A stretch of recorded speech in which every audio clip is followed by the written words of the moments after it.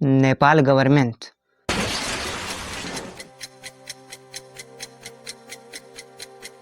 Nepal army को आखिर क्यों नेपाल की आम जनता ने पीछे हटने पर मजबूर कर दिया। एक्चुअल में नेपाल में 8 सितंबर को जो हुआ वह पूरी दुनिया को हैरान करके रख दिया।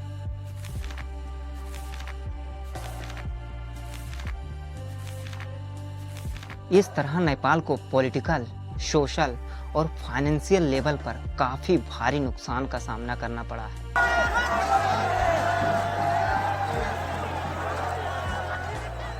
इसकी मेन वजह सोशल मीडिया बैन, करप्शन, बेरोजगारी और युवा पीढ़ी की बढ़ती नाराजगी रही।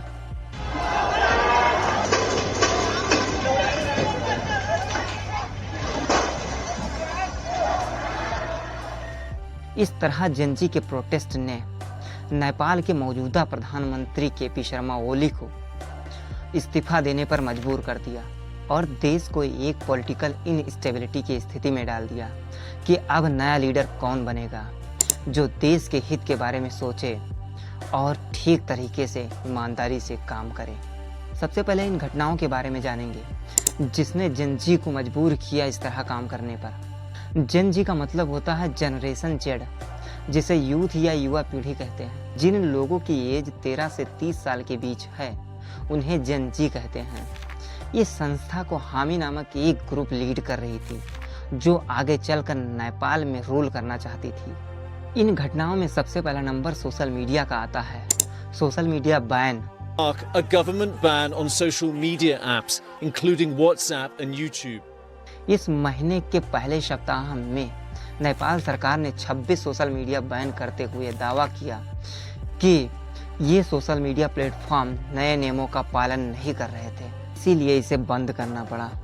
अब आम पब्लिक और युवाओं ने इसे आज़ादी छीनने का प्रयास माना, इसीलिए यंगस्टर्स ने प्रोटेस्ट करना शुरू कर दिया।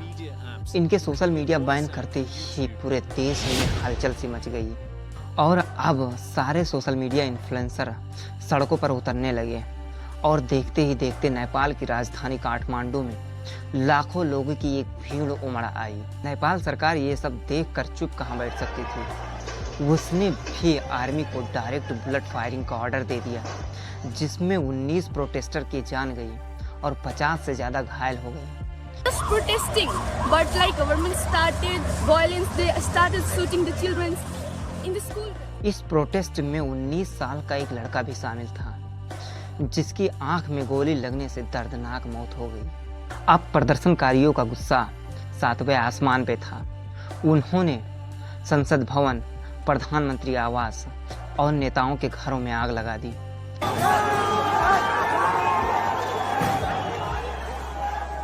कई सरकारी दफ्तरों और पार्टी ऑफिस को निशाना बनाया गया। प्रधानमंत्री और अन्य कई नेताओं को हेलीकॉप्टर से सैनिकों ने बाहर निकालने में अहम भूमिका निभाई। प्रधानमंत्री केपी शर्मा ओली के इस्तीफा देने के बाद फिलहाल पूर्व चीफ जस्टिस सुशीला कर्की को अंतरिम प्रधानमंत्री बनाया गया है। इस हिंसा में अब तक 51 लोगों की मौत हुई है जिसमें प्रदर्शनकारी, पुलिस और कैदी भी शामिल हैं।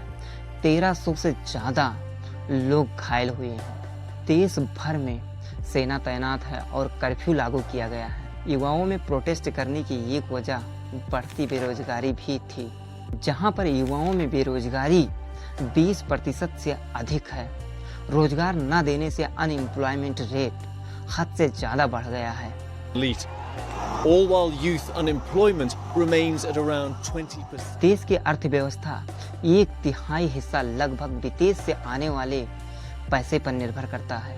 यहाँ पर बेरोजगारी इतनी अधिक थी कि लोगों को रसिया और यूक्रेन के युद्ध में भी जाना पड़ता था और अपनी जान को गंवानी पड़ती थी। तब जाकर के आम पब्लिक किसी तरीके से अपना जीवन यापन कर पाते थे। इस बीच नेपो किड्स और नेपो बेबी काफ़ी ट्रेंडिंग में था। प्रोटेस्टर्स का कहना था कि उनके बच्चे विदेश में पढ़ते और लग्जरियस लाइफ जीते हैं और हम लोग यहाँ पर दर दर ठोकर खाते हैं, न रोजगार है और न ही नौकरी दी जाती है। Corruption and the luxurious lifestyle of Nepal's ruling elite. ये सब देखकर नेपाल की जनता और स्टूडेंट्स में काफ़ी गुस्सा था। कि अब कुछ भी हो जाए, इस सरकार को जड़ से उखाड़ फेंकना है। और वही किया जो उन्होंने चाहा, इस सरकार को देश से ही भगा दिया।